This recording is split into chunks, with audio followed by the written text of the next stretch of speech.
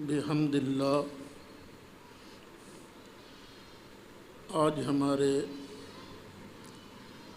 دورہ تفسیر کا 41واں سبق ہے۔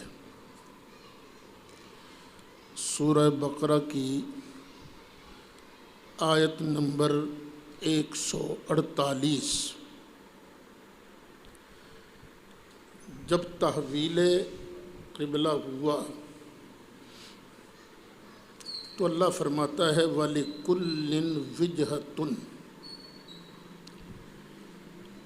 ہر ایک کے لیے توجہ کی ایک سمت ہوتی ہے، ہر ایک کی کوئی نہ کوئی جائے توجہ ہے،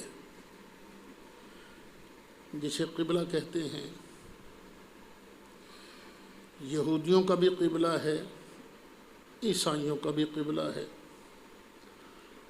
تو مسلمانوں تمہارا بھی تو قبلہ چاہیے نا۔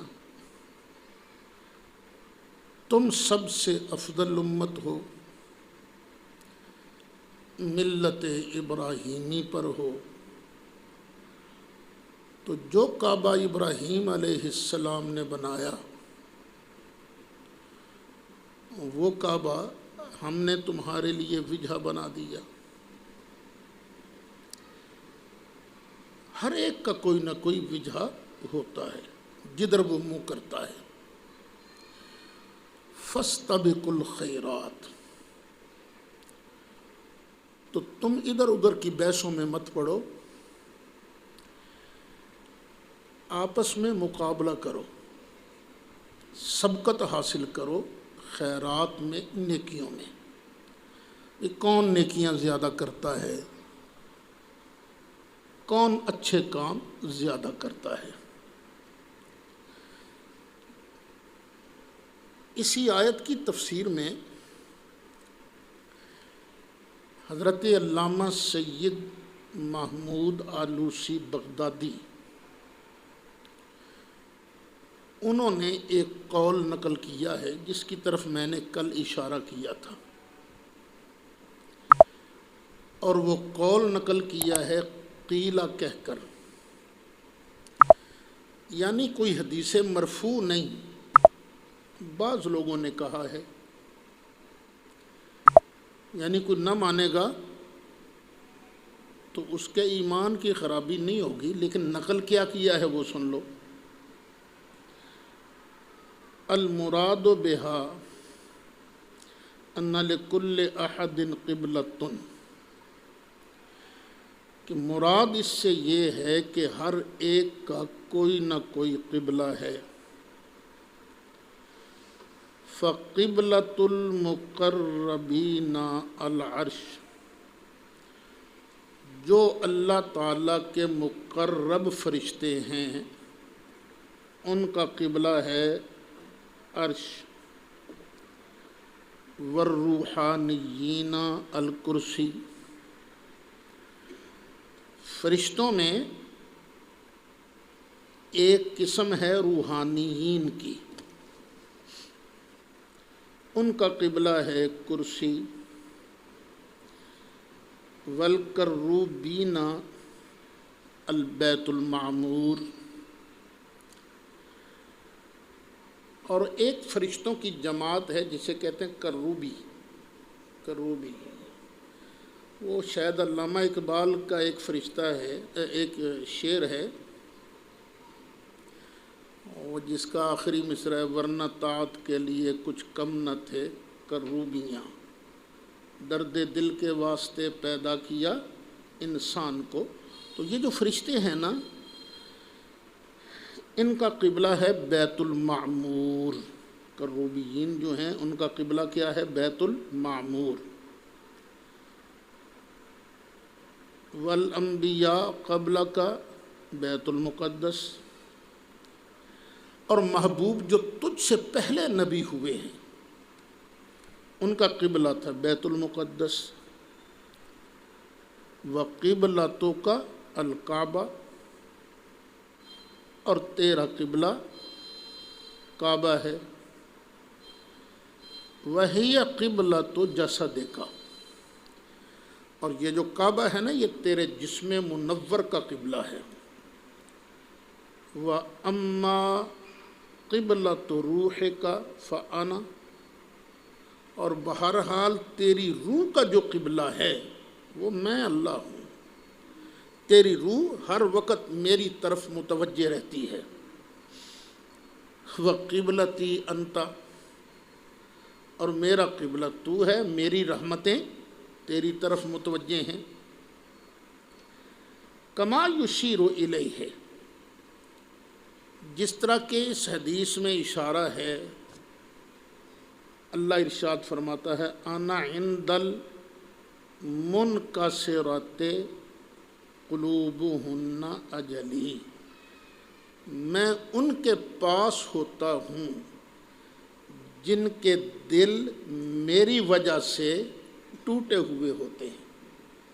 میں متکبرین کے پاس نہیں ہوتا جن کے دلوں میں عجز ہوتا ہے، انکساری ہوتی ہے۔ اور کیوں؟ دیکھو نا، یہ بیگر جو ہے فقیر، یہ بھی انکساری کرتا ہے نا، کس کے لیے؟ پیسوں کے لیے۔ وہ اللہ کے لیے نہیں، اپنی روزی کے لیے ستہ خیراں جناب مہربانی، عاجزی کرتا ہے۔ تو بندے کو سوچنا چاہیے میں بھی تو محتاج ہوں نا کسی کا۔ جب بندہ یہ سوچتا ہے میں محتاج ہوں اس کا، تو مجھے کیا ضرورت ہے کہ میں تکبر کرتا ہوں؟ میں متکبر ہوں نہیں، میں بڑا ہوں ہی نہیں۔ تو جس کا دل ٹوٹا ہوتا ہے نا، تو اللہ اس کے پاس ہوتا ہے۔ اب سب سے زیادہ عاجزی کرنے والے نبی کریم علیہ السلام ہیں۔ تو اس حدیث سے اشارہ ملتا ہے کہ یہ بات ٹھیک ہو سکتی ہے، وَقِبْلَتِي أَنْتَ، کہ محبوبہ میری توجہ کا مرکز تو ہے۔ اَيْنَمَا تَكُونُوا يَأْتِ بِكُمُ اللَّهُ جَمِيعًا، تم جہاں کہیں بھی ہوو گے اللہ تم سب کو جمع کرے گا، لے کے آئے گا تم سب کو ایک جگہ۔ ان اللہ علی کل شیء قدیر، بے شک اللہ جو چاہے کر سکتا ہے۔ وَمِنْ حَيْثُ خَرَجْتَ، صرف یہ مسئلہ مدینہ شریف تک نہیں ہے، جہاں سے بھی تو نکلے، فَوَلِّ وَجْهَكَ شَطْرَ الْمَسْجِدِ الْحَرَامِ، تو چہرہ کر اپنا مسجد حرام کی طرف۔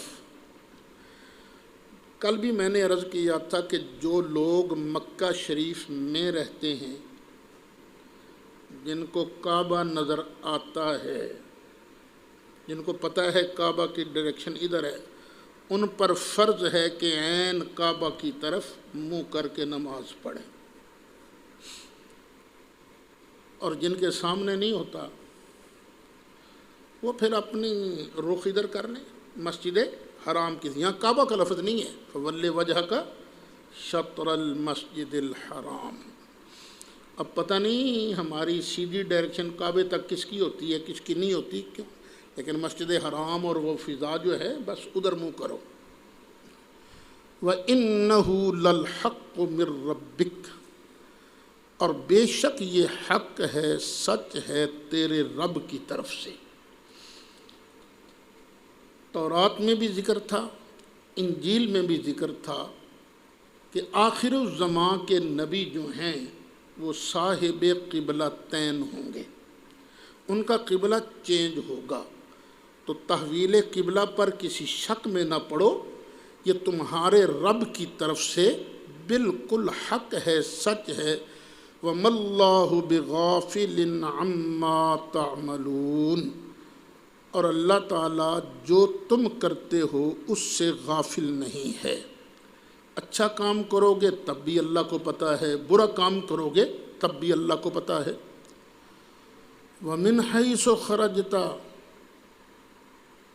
اور تم جہاں سے بھی چلو، فَوَلِّ وَجْهَكَ شَطْرَ الْمَسْجِدِ الْحَرَامِ، تو اپنا چہرہ مسجد حرام کی طرف کرو، جہاں بھی ہو۔ دہرایا جا رہا ہے تاکید کے لیے۔ وَحَيْثُ مَا كُنْتُمْ، تم جہاں پر بھی ہو وہ، فَوَلُّوا وُجُوهَكُمْ شَطْرَهُ، تو اپنا چہرہ اسی سائیڈ پر کرو۔ سواری پر ہو تو بھی چہرہ ادھر کرو، جہاں بھی تم ہو وہ، تو تم نے اپنا چہرہ کدھر کرنا ہے؟ ادھر۔ کیوں؟ لِأَلَّا يَكُونَ لِلنَّاسِ عَلَيْكُمْ حُجَّةٌ، تاکہ نہ ہوئے لوگوں کے لیے تم پر کوئی حجت، لوگوں کے پاس تمہارے خلاف کوئی دلیل باقی نہ رہے۔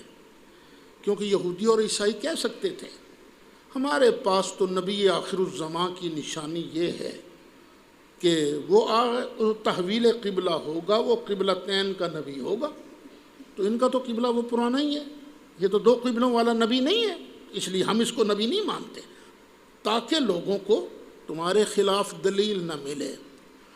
إِلَّا الَّذِينَ ظَلَمُوا مِنْهُمْ، ہاں مگر وہ لوگ جو ان میں سے ظلم کریں، نا انصافی کریں، وہ ضرور خام خواہ کٹ و جتی کریں گے، اس نبی کا کیا اعتبار ہے جی، پہلے کسی کو قبلہ بنا لیا اب دوسرا قبلہ بنا لیا۔ اللہ کہتا فَلَا تَخْشَوْهُمْ، مت ڈرو ان سے۔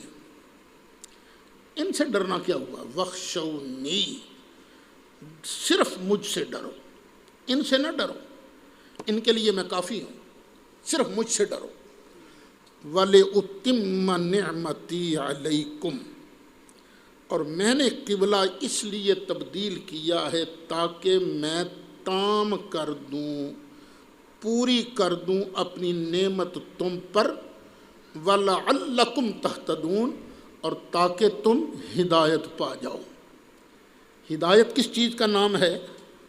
اللہ تعالیٰ کے حکم کی تابع داری کا، تعمیل کا۔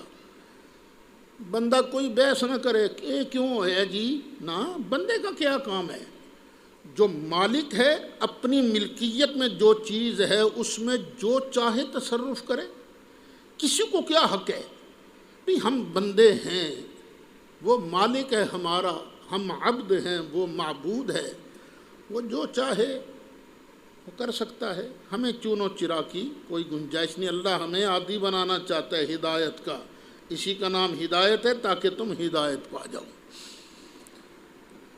کما ارسلنا فیکم رسولا منکم، دیکھو جس طرح ہم نے تم میں ایک شان والا رسول بھیج کر احسان کیا، اسی طرح ہم نے اس کعبہ کو قبلہ بنا کر تم پر احسان کیا، جس طرح کہ ہم نے بھیجا تم میں رسول شان والا، منکم، تم ہی میں سے، اوپرا رسول نہیں ہے، تم ہی میں سے ہے۔ یہ کرتا کیا ہے؟ یتلو علیکم آیاتنا، تلاوت فرماتا ہے تم پر ہماری آیتیں، ویزکیکم، اور یہ تمہیں پاک کرتا ہے، وَيُعَلِّمُكُمُ الْكِتَابَ، اور تمہیں تعلیم دیتا ہے کتاب کی، کتاب کا مطلب سمجھاتا ہے، وَالْحِكْمَةَ، اور حکمت کی۔ یہ آیت پہلے بھی گزر چکی ہے نا، ملتی جلتی، دعائے ابراہیمی جو ہے اس میں، اور آگے الفاظ قابل، وَيُعَلِّمُكُمْ، اور تمہیں وہ تعلیم فرماتا ہے، ما لم تکونوا تعلمون، جس کا تمہیں علم نہیں تھا، جو چیز تم نہیں جانتے تھے یہ محبوب تم کو اس کی تعلیم دیتا ہے۔ یہ آیت کریمہ یہ پڑھی جاتی ہے اس وقت جب ہم نبی مکرم شفیع معظم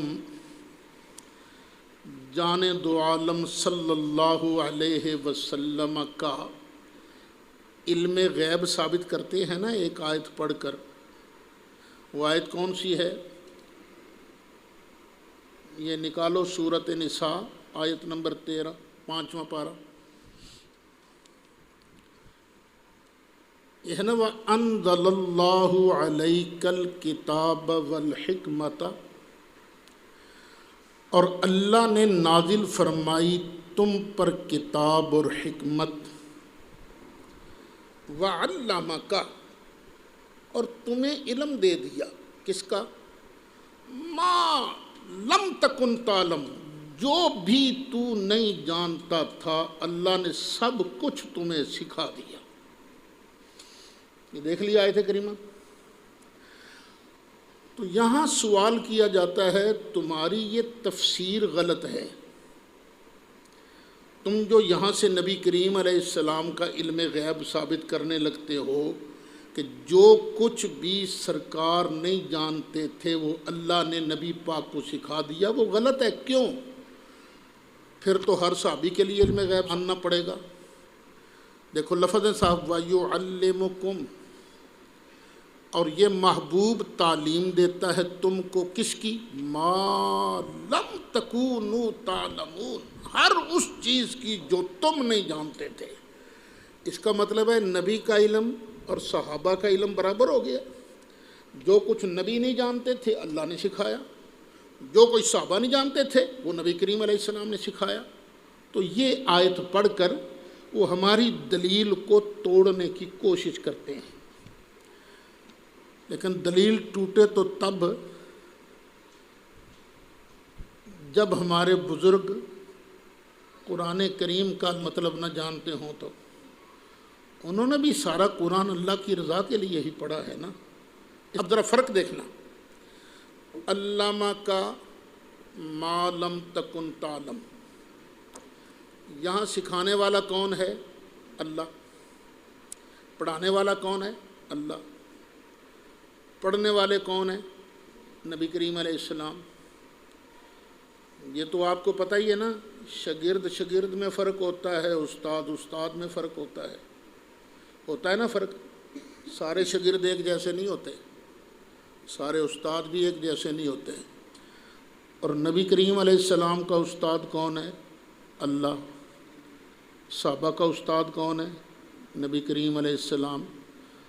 جو فرق اللہ میں اور نبی پاک میں ہے نا، استاد بدل گیا نا، تو استاد میں فرق ہوتا ہے۔ جتنا فرق ادھر ہے اتنا ہی فرق نبی پاک کے علم میں اور صحابہ کے علم میں ہے۔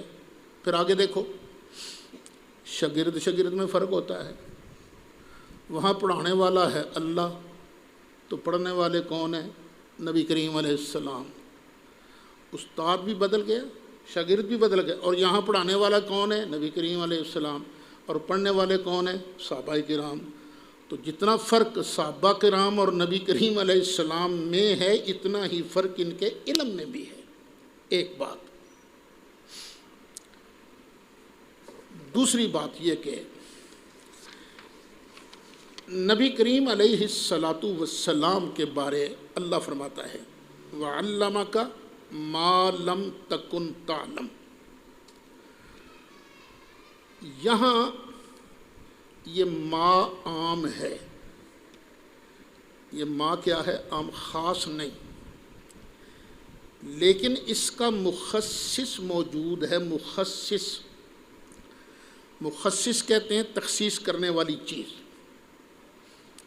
ہر چیز کا علم یہاں مراد نہیں، مخصص موجود ہے۔ وہ کیا؟ عقل کہتی ہے کہ نبی کریم علیہ السلام الہ نہیں، معبود نہیں، عبد ہیں۔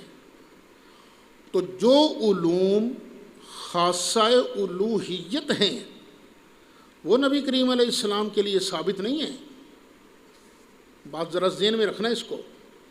ہم سرکار کے لیے کون سے علوم مانتے ہیں؟ جن کا تعلق مخلوق کے ساتھ ہے، اور وہ علوم جو مخصوص ہیں الوہیت کے ساتھ، وہ چیز نہیں سرکار کو حاصل، اس چیز کا علم نہیں۔ اسی طرح وَيُعَلِّمُكُم مَّا لَمْ تَكُونُوا تَعْلَمُونَ، یہاں عقل مخصص ہے اس بات کی کہ جو علوم لازمہ نبوت اور رسالت ہیں، جو علوم نبوت اور رسالت کے ساتھ مخصوص ہیں، وہ صحابہ کرام کو حاصل نہیں ہیں۔ بھئی ہماری دلیل ٹوٹتی نہیں ہے۔ کیوں؟ یہاں استاد میں فرق ہے اور شاگرد میں فرق ہے۔ اچھا، پھر ایک اور بات بھی ہے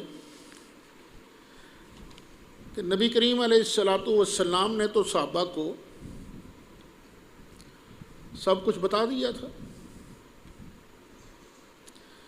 بخاری شریف ہے، جلد پہلی ہے، صفحہ 453 ہے۔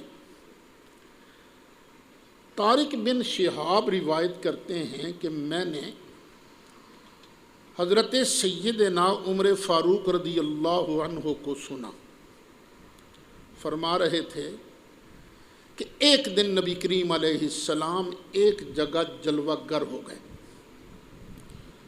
فاخبرنا، اب نبی کریم علیہ السلام نے ہمیں خبریں دینی شروع کی۔ کہاں سے؟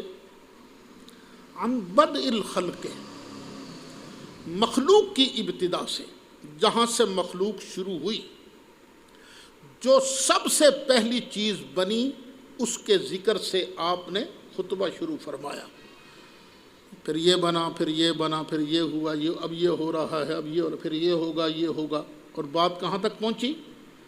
حتیٰ دخل اہل الجنت منازلہم واہل النار منازلہم، یہاں تک کہ جنتی اپنے اپنے ٹھکانوں پر پہنچ گئے اور دوزخی اپنے اپنے ٹھکانوں تک پہنچ گئے۔ حافظ ذالک من حفظہ ونسیہ من نسیہ، جس نے اس کو یاد رکھا اس نے یاد رکھا، جو بھول گیا سو بھول گیا۔ تو یہاں بھی برابری نہیں ہے، سرکار نے تو سب کچھ بتا دیا تھا لیکن کئی صحابہ بھول گئے۔ ایک استاد میں فرق، شاگرد میں فرق، اور پھر یہ بھولے بھی ہیں صحابہ کرام۔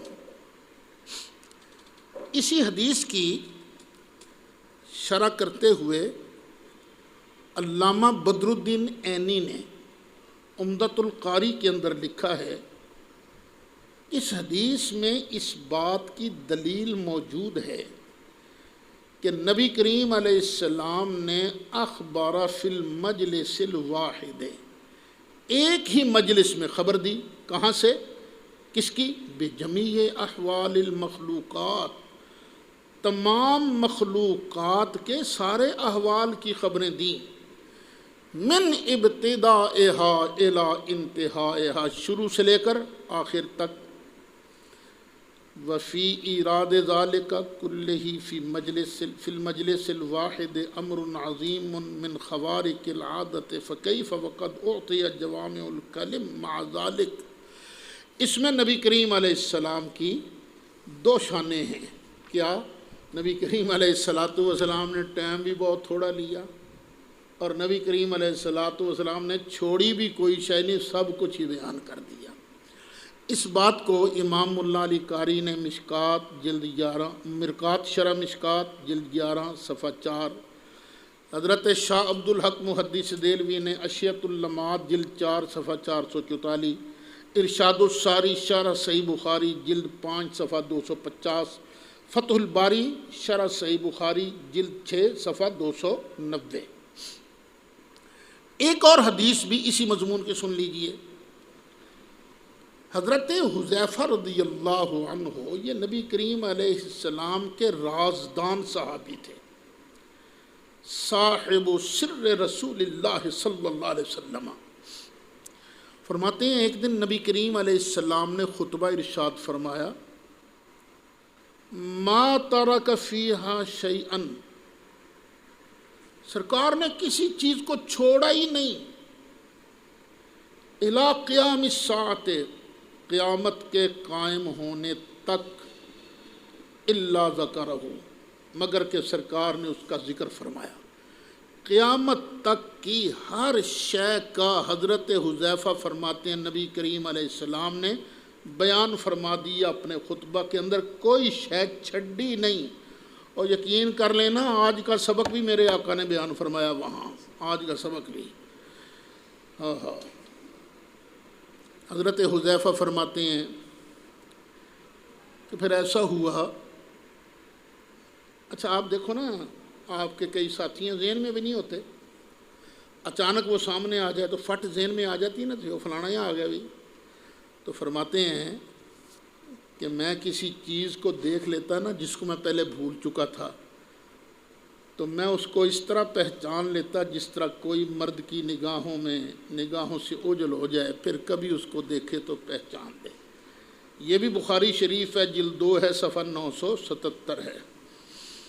اسی حدیث پر، یہ حضرت عمر والی حدیث، یہ حضرت حذیفہ والی نہیں، حضرت عمر بن خطاب رضی اللہ عنہ کی حدیث پر ایک مشہور غیر مقلد عالم ہیں علامہ عبدالحی،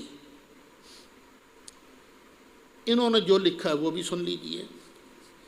وہ کہتے ہیں عمر بن خطاب کہتے ہیں حضرت صلی اللہ علیہ وسلم نے کھڑے ہو کر ہم کو خبر دی ابتدائے خلق سے تا داخل ہونے اہل جنت کے جنت میں اور اہل دوزخ کے دوزخ میں. یاد رکھنے والے نے اس کو یاد رکھا اور بھولنے والا بھول گیا. یہ حدیث بخاری میں ہے اور معجزہ ہے رسول خدا صلی اللہ علیہ وسلم کا. ذرا سے وقت میں سارا حال عالم کا ابتدائے خلق سے تا فنا بعث بیان فرما دیا. ایک حدیث میں فرمایا ہے کہ صبح سے زور تک، زور سے عصر تک، عصر سے مغرب تک خطبہ پڑھا، ما کانا اور ما یکونوں سے خبر دی. اتنے بڑے حالات کے بیان کے لیے یہ وقت بھی بہت تھوڑا ہے. کتاب کا نام ہے حدیث الغاشیہ، صفحہ نمبر 12. نواب صدیق حسن صاحب کی کتاب ہے نا شمامۃ العنبریہ، اس کے ساتھ یہ چھپی ہوئی ملتی ہے حدیث الغاشیہ. تسلی ہو گئی نا کہ وَيُعَلِّمُكُمْ مَا لَمْ تَكُونُوا تَعْلَمُونَ پڑھ کے وہ علامہ کا مَا لَمْ تَكُنْ تَعْلَمُ ہماری دلیل ٹوٹتی نہیں ہے. آگے اللہ ارشاد فرماتا ہے فَاذْكُرُونِي أَذْكُرْكُمْ، تم مجھے یاد کرو میں تمہیں یاد کروں گا، تم میرا ذکر کرو میں تمہارا ذکر کروں گا.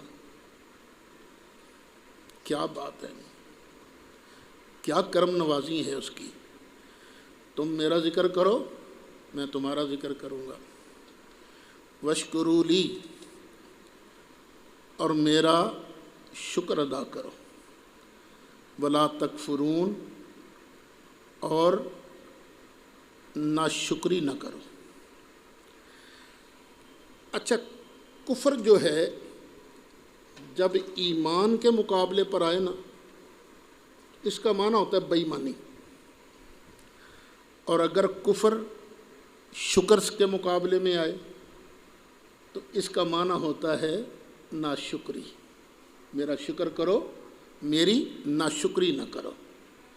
فاذکرونی اذکرکم، ایک بڑے مشہور تابعی ہیں ابو عثمان نہدی، وہ فرماتے ہیں مجھے پتہ چل جاتا ہے میرا اللہ مجھے کب یاد کرتا ہے. مجھے آپ کو کیسے پتہ چلتا ہے کہ اللہ آپ کو کب یاد کرتا ہے؟ فرمایا اللہ نے کہا نہیں تم مجھے یاد کرو میں تمہیں یاد کروں گا. تو جب میں یاد کرتا ہوں مجھے پتہ چلتا ہے اللہ بھی اس وقت مجھے یاد کر رہا ہے، اللہ بھی مجھے یاد کر رہا ہے. پھر ایک اور حدیث شریف ہے، حدیث قدسی ہے، انا عند ظن عبدی بی، میں اپنے بندے کے گمان کے مطابق ہی سلوک کرتا ہوں. وَأَنَا مَعَهُ إِذَا ذَكَرَنِي،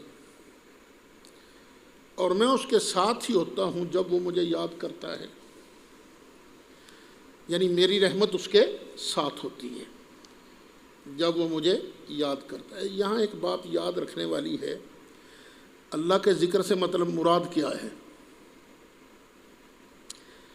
کہ دل میں اللہ ہو. دل میں صرف زبان سے اللہ اللہ اللہ اللہ کرتا رہے، فائدے سے خالی نہیں. چلو ایک حصہ تو وہ زبان جو ہے جسم کا ایک حصہ تو اللہ کی طرف مشغول ہے نا، لیکن اصل ذکر کیا ہے کہ بندے کے دل میں اللہ ہو. دکان پر بیٹھا ہے دل میں اللہ ہو، مسجد میں آیا تو دل میں اللہ ہو، جس جگہ بھی جائے، بیوی بچوں میں بیٹھے تو دل میں اللہ ہو۔ اصل ذکر کا مطلب یہ ہے۔ باقی زبان سے ادا کرنا سبحان اللہ، چلو غنیمت ہے بھائی، زبان تو اللہ اللہ کر رہی ہے نا، تو دونوں طرح اللہ کا ذکر ہونا چاہیے۔ نبی کریم علیہ السلام فرماتے ہیں، اللہ فرماتا ہے کہ میری رحمت تو ساتھ ہی ہوتی ہے۔ جب میرا بندہ مجھے یاد کرتا ہے نا اکیلے میں، تو میں بھی اسے تنہا یاد کرتا ہوں، اکیلے میں یاد کرتا ہوں۔ شاید یاد ہوگا آپ کو، میں نے یہ حدیث کہاں بیان کی تھی؟ کو یاد ہے؟ فاتحہ خلف الامام کے مسئلے میں، فاتحہ خلف، اقرا بہا فی نفسک یا فارسیو، اس کو اپنے نفس میں پڑھنا ہے۔ تو میں نے وہاں دی بھی، فی نفسک کا معنی کیا ہے؟ تنہا۔ جب بندہ تنہا اکیلے مجھے یاد کرتا ہے نا اکیلے میں، تو میں بھی اسے اکیلے میں یاد کرتا ہوں۔ وَإِن ذَكَرَنِي فِي مَلَئٍ ذَكَرْتُهُ فِي مَلَئٍ خَيْرٍ مِّنْهُمْ، اگر بندہ مجھے جماعت میں یاد کرتا ہے تو میں بھی اسے پھر ایسی جماعت میں یاد کرتا ہوں جو بندے کی جماعت سے بہتر ہے۔ بندہ انسانوں کی جماعت میں مجھے یاد کرتا ہے، میں فرشتوں کی جماعت میں اسے یاد کرتا ہوں۔ وَإِن تَقَرَّبَ إِلَيَّ بِشِبْرٍ، اگر بندہ ایک بالشت، ایک گٹھ میرے قریب آئے، تقربت الیہ ذراعا، تو میں ایک ذراع اس کے قریب آتا ہوں، میں اتنا اس کے قریب آتا ہوں۔ تم چل تو سی اللہ کی راہ میں، دیکھ اللہ کی رحمت آتی کیسے ہے۔ اور اگر کوئی اتنا میرے پاس آتا ہے، اتنا میرے قریب آتا ہے، تو میں اس کے پاس آتا ہوں اس طرح ہے، اتنا یہ فاصلہ جو ہے میں اس طرح اس کے پاس آتا ہوں۔ اور جو میرے پاس آتا ہے یمشی، پیدل چل کر، اتیتہ ہرولا، میں اس کے پاس آتا ہوں دوڑ کر۔ یعنی اللہ کے پاس آنے کا مطلب کہ اللہ کی رحمت، اللہ تعالیٰ کی رحمت دوڑ کر اس کی طرف جاتی ہے۔ یہ بخاری شریف ہے، جلد 2 ہے، صفحہ 1101 ہے۔ مسلم شریف ہے، جلد 2 ہے، صفحہ 341 ہے۔ ترمذی شریف ہے، جلد 2 ہے، صفحہ 200 ہے۔ اب یہاں ذرا مسئلہ اس کو یاد بھی رکھنا ہے۔ جب بھی ہم اللہ کو یاد کریں گے تو اللہ اس وقت ہمیں یاد کرتا ہے، یہ اللہ کا وعدہ ہے نا۔ اللہ کا وعدہ سیاست دانوں والا نہیں ہوتا۔ اللہ کا وعدہ ان اللہ لا یخلف المیعاد، اللہ وعدہ خلافی نہیں کرتا۔ اب جھگڑا رہتا ہے ہمارا اور مخالفین کا، زیادہ جھگڑا رہتا ہے نماز جنازہ کے بعد دعا مانگنے کا۔ وہ کہتے ہیں خبردار جنازہ کے بعد اگر دعا مانگی تو یہ بدعت ہوگا، حرام ہوگا۔ اس کی تفصیلی بحث تو میں کروں گا نا، وَإِذَا سَأَلَكَ عِبَادِي عَنِّي فَإِنِّي قَرِيبٌ، وہاں پر یہاں صرف ایک بات عرض کر دیتا ہوں کہ وہ جنازے کے بعد ہم جو دعا مانگتے ہیں فرض نہیں سمجھتے، جنازے کا حصہ نہیں سمجھتے، واجب نہیں سمجھتے، سنت موقدہ بھی نہیں سمجھتے۔ کہتے ہیں مانگ لی ٹھیک ہے، نہیں مانگی کوئی گناہ نہیں، ہم یہی کہتے ہیں نا، مستحب عمر ہے، بس اللہ اللہ اور خیر صلی اللہ۔ لیکن جو لوگ اعتراض کرتے ہیں بدعت اور حرام کہتے ہیں، ان کو ذرا سوچنا چاہیے۔ ہم دعا میں کیا کہتے ہیں؟ ہاتھ اٹھائے، اللہم، اے اللہ۔ اس وقت اللہ کو یاد کرتے ہیں نا، صرف اتنا بتا دیا جائے کہ جب کہتے ہیں جنازہ کی نماز کے بعد یا عام نمازوں کے بعد اللہم، اے اللہ، تو کیا اس وقت اللہ ہمیں یاد کرتا ہے یا نہیں کرتا؟ بس یہ بات یاد رکھو۔ تو جب اللہ ہمیں اس وقت یاد کرتا ہے تو ہمیں تو پھر مان کرنا چاہیے نا، ہمارا رب ہمیں پیار سے یاد کر رہا ہے۔ یہ بڑے عجیب لوگ ہیں، ایک جھگڑا شروع کر رکھا ہے۔ یہ نماز کے بعد جب دعا مانگی جاتی ہے نا، نماز کے، وہ کہتے ہیں یہ کتنے لکھے ہے نماز کے بعد دعا۔ یہ موٹر وے نہیں بنی تھی، ہم جا رہے تھے لاہور، اور وقت بھی شاید فجر کا تھا۔ نماز پڑھنی تھی ہم نے، اگر میں بھول رہا ہوں وہ نماز کا وقت کیا ہے، اللہ تعالیٰ مجھے معاف فرمائے، کیوں بھول بھی جاتا ہے بندہ، ایسے ہی کچھ یاد پڑ رہا ہے، شاید فجر کا وقت تھا، جا رہے تھے ہم، تو رستے میں نا وہ مانا والا سے نا ارے بڑا ایک جگہ قلعہ شبدیو سنگھ، جاتے ہوئے بائیں ہاتھ وہاں ایک ہوٹل تھا، تو بڑی اچھی چائے وائے بناتے تھے وہ، اب تو خیر سائڈ بدل لی انہوں نے، اس طرف آ گئے، اس کے ساتھ ہی مسجد تھی اہل حدیث حضرات کی، تو وہ نماز پڑھ کے نا دعا مانگ کے فارغ ہو گئے تھے، سانگلا ہل والا مناظرہ تازہ تازہ ہوا تھا، انہوں نے مجھے دیکھا تو پہچان لیا، میں نے نماز پڑھنی تھی، خیر ہم اندر گئے، نماز پڑھی تو اندر نا بڑے بڑے فریم لگے ہوئے تھے، نماز کے بعد اجتماعی دعا بدعت ہے، اور بار وہ خود دعا مانگ رہے تھے، اور مجھے جب ملے نا میں نے کہا دو کم کرو، یا اے فریم لا دیو یا دعا مانگنی چھڑ دیو، ایک ہی خود دعا مانگتے ہو اور اندر فریم لگا کے رکھیں کہ اتنے نماز کے بعد اجتماعی دعا کرنا بدعت ہے، اور بدعت شدت نہیں بنتی، ہاں ایک چیز بدعت بن جاتی ہے، مثلاً اس وقت میں پڑھا رہا ہوں، بیٹھا ہوں کرسی پر، اگر میں کہوں کہ کرسی پر ہی بیٹھ کر پڑھانا واجب ہے، ضروری ہے کرسی پر بیٹھ کر پڑھانا، تو یہ کہنا بھی بدعت ہو جائے گا، کیونکہ میرا کرسی پر بیٹھ کر پڑھانا کوئی شرعاً کو ضروری تھوڑی ہے، میری اپنی سہولت کے لیے ہے کہ میں بیٹھ نہیں سکتا نیچے، مجبوری ہے، مجبوری کی وجہ سے، تو جائز چیز کو اگر واجب کہہ دیا جائے تو بدعت بن گیا، اور اگر کسی جائز چیز کو ناجائز کہہ دیا گیا تو بھی بدعت بن گیا۔ اب دیکھنا یہ ہے بدعت کا ارتکاب کون کرتا ہے، دعا مانگنے والے یا دعا سے روکنے والے؟ شریعت یا تو جائز کہے گی یا ناجائز کہے گی۔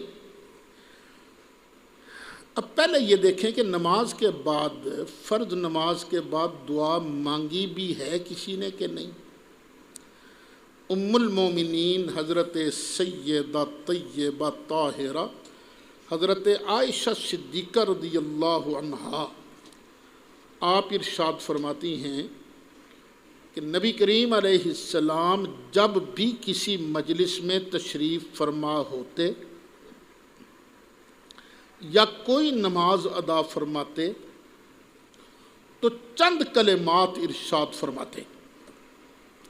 حضرت عائشہ صدیقہ نے آپ سے ان کلمات کے متعلق پوچھا،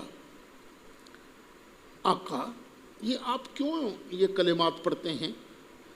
تو نبی کریم علیہ السلام نے فرمایا کہ اگر کوئی شخص اچھی بات کرے، یعنی بات تو کرے گا نا، کسی مجلس میں ہی کرے گا نا، اکیلا باتیں تھوڑی کرتا ہے بندہ، اذا تکلم ان تکلم بخیر، اگر کسی نے اچھی بات کی، کان طابعا علیہن الی یوم القیامہ، تو یہ جو کلمات ہیں نا، پاک کلمات جو میں تلاوت کرتا ہوں، ہر نماز کے بعد پڑھتا ہوں، یہ کلمات اس نیکی پر مور لگ جائیں گے، قیامت تک وہ مور نہیں ٹوٹے گی، یعنی سوائے کفر کے یہ کلمات باقی رہیں گے، یہ نیکی تیرے کھاتے کے اندر درج رہے گی۔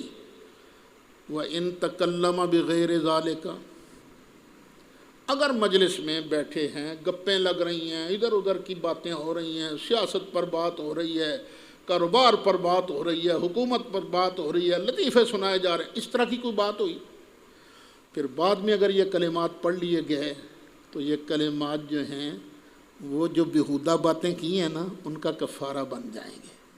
سرکار فرماتے ہیں اس لیے میں یہ کلمات ہر نماز کے بعد پڑھتا ہوں۔ وہ کلمات کیا ہیں؟ سبحانک اللہم و بحمدک استغفرک و اتوب الیہ، نسائی شریف ہے، جلد پہلی ہے، صفحہ 150 ہے۔ اس حدیث سے پتہ کیا چلا کہ نبی کریم علیہ الصلاۃ والسلام فرض نماز کے بعد دعا مانگا کرتے تھے۔ دوسری حدیث سن لیں، حضرت سیدہ طیبہ طاہرہ عائشہ صدیقہ ایک واقعہ ذکر کرتی ہیں، اس کے بعد فرماتی ہیں فما صلی بعد یومئذ، اس دن کے بعد سے جب بھی سرکار نے نماز پڑھی، الا قال فی دبر الصلاۃ، تو نماز کے بعد سرکار نے یوں ضرور کہا رب جبریل و میکائیل و اسرافیل اعذنی من حر النار و عذاب القبر، اے جبریل کے رب، اے میکائیل کے رب، اے اسرافیل کے رب، مجھے جہنم کی عذاب سے، جہنم کی گرمی سے اور قبر کے عذاب سے بچا لے۔ دیکھ لو اس دعا سے ایک نتیجہ کیا نکلا، سرکار دعا کیا مانگ رہے ہیں، سیدھا بھی کہہ سکتے ہیں اے میرے رب، لیکن کیا کہا رب جبریل، اے وہ ذات جس نے جبریل کو پیدا کیا ہے، وہ میکائیل، جس نے میکائیل کو پیدا کیا ہے، وہ اسرافیل، اور جس نے اسرافیل کو پیدا کیا ہے۔ ایک تو درس توحید ملتا ہے ہمیں کہ ساری کائنات کا مالک خالق اللہ، جبریل جیسے فرشتے کو بھی پیدا کرنے والا اللہ ہے۔ دوسرا مانگنا ہے نا اللہ سے تو کسی پیارے کا نام لے لو درمیان میں، تیسری رب جبریل و میکائیل و اسرافیل، اے جبریل کے رب، کیا اے مالک تجھے جبریل کا واسطہ، اے مالک تجھے میکائیل کا واسطہ، اے مالک تجھے اسرافیل کا واسطہ، مجھے جہنم کی گرمی سے اور قبر کے عذاب سے بچاؤ۔ یہ بھی نسائی شریف ہے، جلد 1 ہے، صفحہ 151 ہے۔ سرکار کے دعا مانگنے کا مطلب کیا ہے، خود سرکار پر ہمیشہ خشیت طاری رہتی تھی، اللہ تعالیٰ کی محبت، اللہ تعالیٰ کا رعب سرکار پر طاری رہتا تھا۔ ہم کیا چیزیں، ہم تو بہت نیچے کے درجے کے لوگ ہیں، ہمیں بھی اللہ سے ڈرتے رہنا چاہیے، ہمیں بھی اللہ سے دعا مانگتے رہنا چاہیے۔ سرکار جب دعا مانگتے ہیں تو ہم کون ہیں؟ دوسرا، سرکار یہ امت کو تعلیم دے رہے ہیں، اور میرے امتیو اللہ سے بے نیاز نہیں ہونا، ہر وقت اللہ کے محتاج ہیں ہم لوگ، اس لیے اللہ کی بارگاہ میں یہ دعا مانگتے رہا کرو۔ نسائی شریف میں ایک اور حدیث ہے، ایک صحابی ہیں جن کا نام ہے ابی بکرہ، ایک ہیں ابو بکر، ایک ہیں ابو بکرہ، ان کے بیٹے ہیں مسلم۔ وہ کہتے ہیں کہ میرے ابا جان ہر نماز کے بعد دعا مانگتے تھے، اللہم انی اعوذ بک من الکفر والفقر وعذاب القبر، فقلت اقولہن، کہ میرے ابا جان یہ دعا مانگا کرتے تھے، اے اللہ میں تیری پناہ میں آتا ہوں کفر سے، محتاجی سے، قبر کے عذاب سے۔ تو میں نے بھی پھر ان کلمات کو نا اپنے ابا جان سے سن کرنا کہنا شروع کر دیا۔ ایک دن میرے ابا جان نے مجھے پڑھتے سن لیا، فقال بھی، تو میرے ابا جان نے کہا اے بنیا امن اخذت ھذا، اور تو نے یہ دعا کہاں سے سیکھی ہے؟ کیونکہ دعا تو وہ خود پڑھتے تھے نا، تو نے کہاں سے سیکھی ہے؟ قلت عنک، تو میں نے عرض کی ابا جان میں نے تو آپ سے سیکھی ہے۔ تو قالا، فرمایا انہوں نے، ان رسول اللہ صلی اللہ علیہ وسلم کان یقولہن فی دبر الصلوات، کہ نبی کریم علیہ السلام یہ الفاظ نمازوں کے بعد میں ادا کرتے تھے، یہ دعا مانگا کرتے تھے۔ پتہ چلا نماز کے بعد دعا مانگنا یہ نبی کریم علیہ السلام کی سنت مبارکہ ہے۔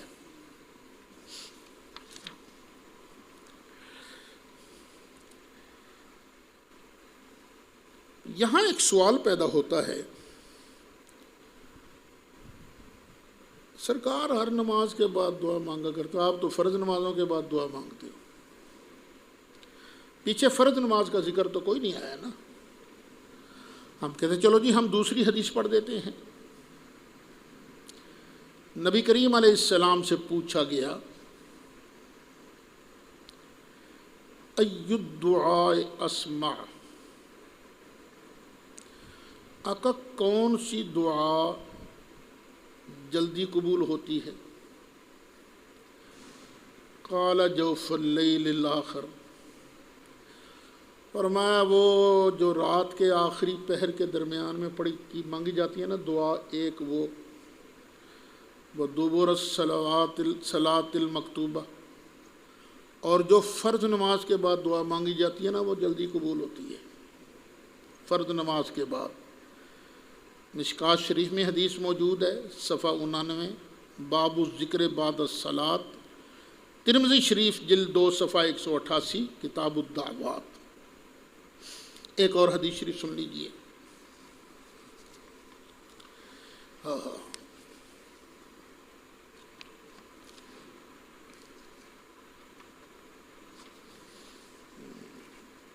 لمبا نہ کام ہو جائے، میں ذرا تھوڑا سا شارٹ کر لوں۔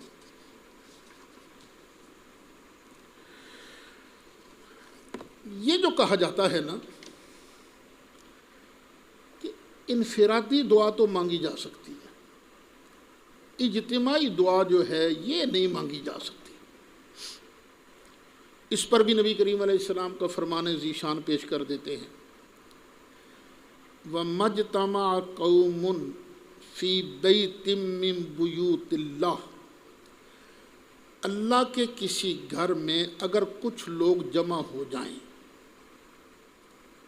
خود سوچنا ہم کہاں بیٹھے ہیں، اور وہ وہاں بیٹھ کر یتلون کتاب اللہ، اللہ کی کتاب کی تلاوت کریں، وَيَتَدَارَسُونَهُ، اور ایک دوسرے کو اس کا درس دیں، جس طرح ہم کر رہے ہیں نا، یتدارسونہ بینہم، آپس میں ایک دوسرے کو قرآن سکھائیں، سیکھیں، الا نزلت علیہم السکینہ، تو ان پر سکینت نازل ہوتی ہے، سکینت نازل ہوتی ہے،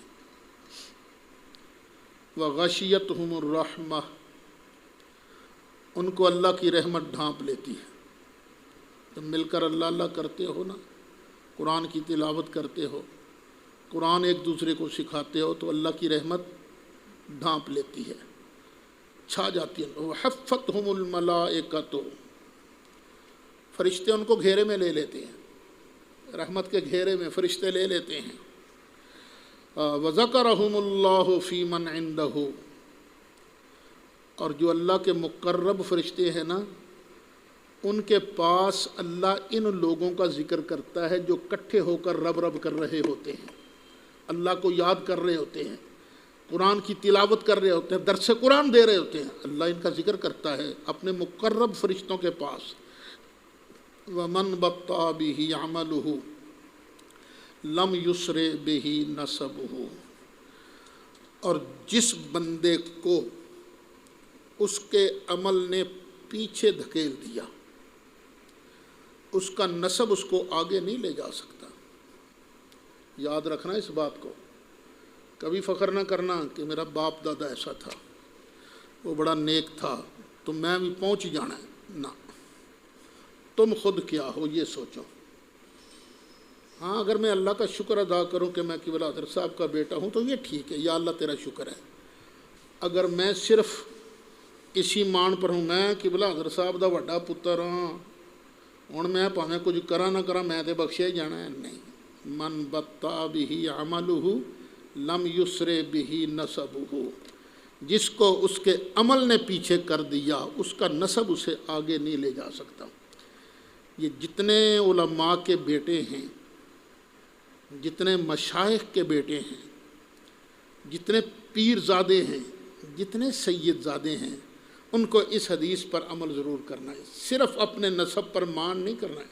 ہوتا ہے فضل اللہ کا، لیکن کب؟ جب عمل بھی کچھ ہو نا۔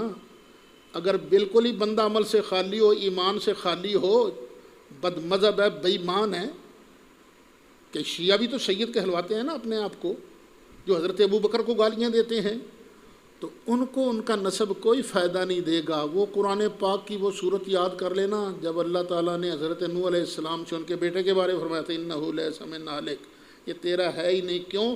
اس کے عمل نے اسے پیچھے کر دیا تھا، تو نسب اس کو آگے لے کر نہیں گیا۔ یہ مسلم شریف جلد 2 صفحہ 345۔ ایک اور حدیث شریف سن لیجئے، نبی کریم علیہ السلام نے فرمایا لا یقعد قوم یذکرون اللہ، یہ بھی مسلم شریف کے اندر ہے، عز وجل، جب کچھ لوگ اللہ کے ذکر کے لیے جمع ہوتے ہیں، الا حفتہم الملائکۃ، فرشتے ان کو گھیرے میں لے لیتے ہیں، وغشیتہم الرحمہ، اور رحمت ان کو ڈھانپ لیتی ہے، ونزلت علیہم السکینہ، ان پر اللہ کی طرف سے تسکین نازل ہوتی ہے۔ کبھی اللہ اللہ کر کے دیکھو، بڑے نا عاجزی سے تلاوت کر کے دیکھو، عاجزی اور انکساری سے قرآن سمجھ، یہ ساری ڈیپینڈ کرتی ہے نیت پر، نیت کیا ہے۔ قرآن سمجھ کر دیکھو اس نیت سے کہ میرا اللہ راضی ہوگا، تمہارے دل کو کتنا چین ملتا ہے۔ چین کیوں نہ ملے، یہ اس سرکار نے فرمایا ہے جس سے بڑا سچا دنیا میں پیدا ہی نہیں ہوا۔ نزلت علیہم السکینہ، تو ان پر تسلی نہ، کن پر؟ جو جمع ہو کر اللہ کا ذکر کرتے ہیں، اللہ کی یاد کرتے ہیں۔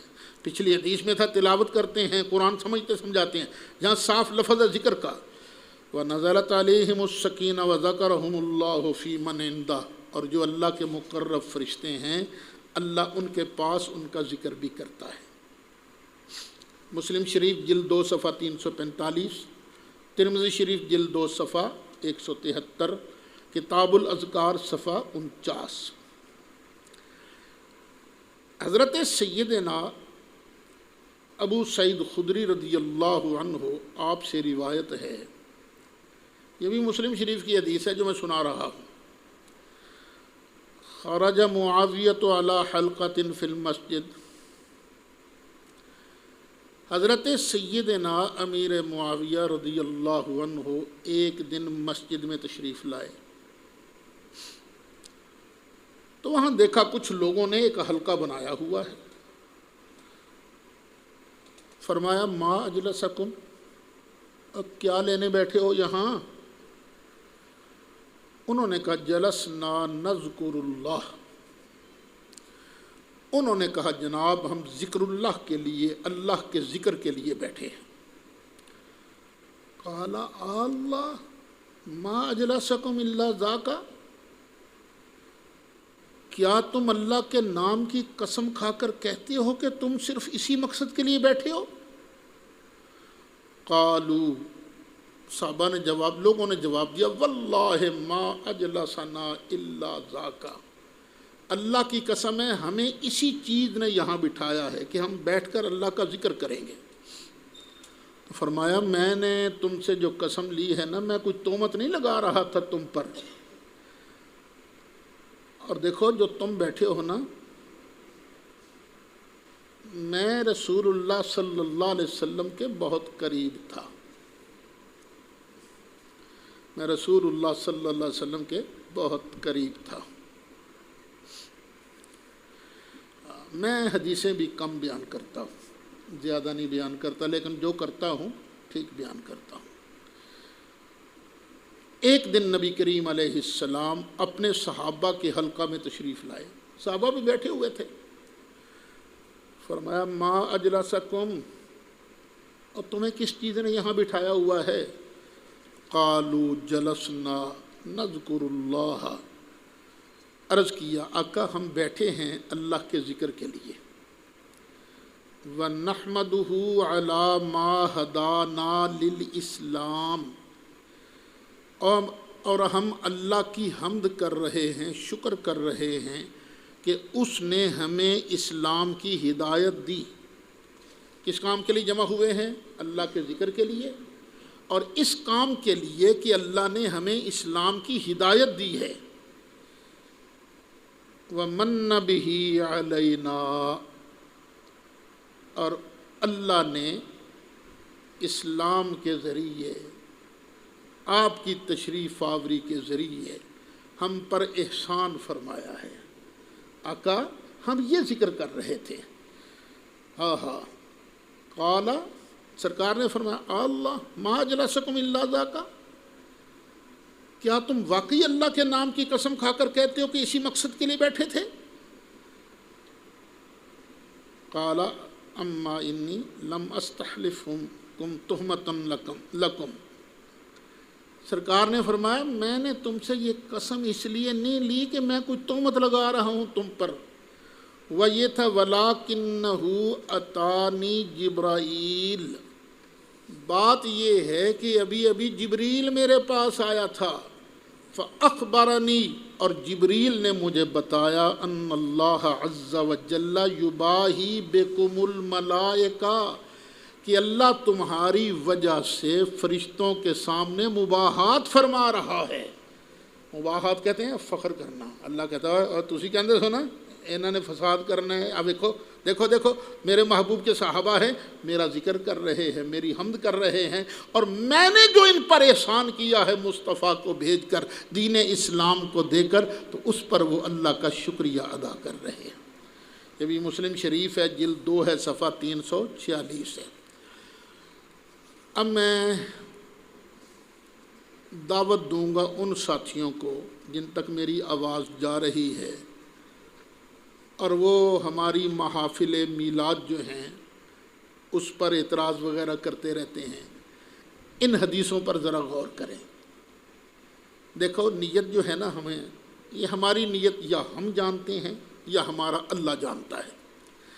اگر ہماری نیت یہ ہو کہ ہم نے مل کر اللہ کا ذکر کرنا ہے، ہم نے مل کر اس کا شکریہ ادا کرنا ہے کہ اس نے اتنی شانوں والا محبوب ہمیں عطا کیا، اس کی نعت پڑھنی ہے، ان کا ذکر خیر کرنا ہے، تو بتاؤ ایسی محفل میلاد میں کیا تمہیں شک کیا ہے؟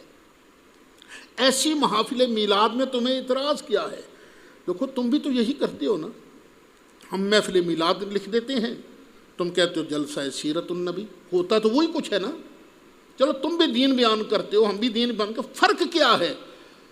فرق جو ہے وہ پھر کبھی بتا دوں گا۔ ہم بیان کرتے ہیں، ہمارا جو مائک پر آنے والا بندہ ہے نا، ایک فرق یاد رکھنا، میں یہ کبھی نہیں کہتا کہ مائک پر آنے والا ہمارا ہر ساتھی بڑا اجل مولوی ہے، کئی پرلے درجے کے جاہل بھی ہوتے ہیں، آتا جاتا کچھ نہیں، من گھڑت روایتیں بھی پڑھ دیں گے، بلکہ کئی ایسے بھی شعر ہیں جو خود گھڑ کر بیان کر دیتے ہیں، پتہ ہے مجھے۔ اور میں یہ بھی نہیں کہتا کہ جو ہمارے مخالفین ہیں ان میں ہر بندہ سٹیج پر آنے والا جاہل ہی ہے، بڑے بڑے علامے بھی ہیں ان میں، لیکن ایک فرق ہے، ہمارا جو بھی بندہ سنی سٹیج پر آئے گا، مائک پر کھڑا ہوگا، خواہ گھڑ کے ہی بیان کرے گا وہ چیز جس میں پیاروں کی شان ہوگی، یہ فرق یاد رکھنا۔ اور وہ جو دوسرے ہیں ان کا علامۃ الدار بھی ہوگا نا، وہ کہے گا تھا تو اللہ کا محبوب ختم نبوت کا تاجدار، پر وہ پر لگا کر آگے ضرور چٹکی ضرور بھرے گا۔ یہ فرق ہے بھئی، ہم اللہ تعالیٰ کی حمد کرتے ہیں کہ اس نے اپنا محبوب ہمیں عطا کر کے دین اسلام دے کر ہم پر بہت بڑا احسان فرمایا ہے۔ ترمذی شریف کی ایک روایت ہے، نبی کریم علیہ الصلاۃ والسلام نے فرمایا اذا مررتم بریاض الجنہ فارتعوا، جب تم جنت کے باغات کے پاس سے گزرو نا تو باغات میں چر لیا کرو، یعنی باغات کا کچھ پھل کھا لیا کرو۔ قالوا، صحابہ نے عرض کیا وما ریاض الجنہ، یا رسول اللہ یہ جنت کے باغ ہیں کیا، کدھر ہیں یہ، ہم ان کا پھل کھایا کریں؟ تو فرمایا حلق الذکر، یہ جو ذکر الہی کے حلقے ہیں نا یہ جنت کے باغات ہیں۔ فَإِنَّ لِلَّهِ تَعَالَى سَيَّارَاتٍ مِّنَ الْمَلَائِكَةِ يَطْلُبُونَ حِلَقَ الذِّكْرِ فَإِذَا أَتَوْا إِلَيْهِمْ حَفُّوا بِهِمْ، سرکار نے فرمایا اللہ تعالیٰ کے کچھ فرشتے ہیں جو چکر لگاتے رہتے ہیں، وہ دیکھتے رہتے ہیں ذکر الہی کا حلقہ کہاں ہے، جب وہ آ جاتے ہیں تو ان کے اندر پھر ان کے ارد گرد گھیرا ڈال لیتے ہیں۔ یہ نبی کریم علیہ الصلاۃ والسلام نے ارشاد فرمایا، تو فَاذْكُرُونِی، تم میرا ذکر کرو میں تمہیں یاد کروں گا۔ وشکروا لی، میرا شکر ادا کرو، ولا تکفرون، اور ناشکری نہ کرنا۔ مولاي صل وسلم دائما ابدا على حبيبك خير الخلق كلهم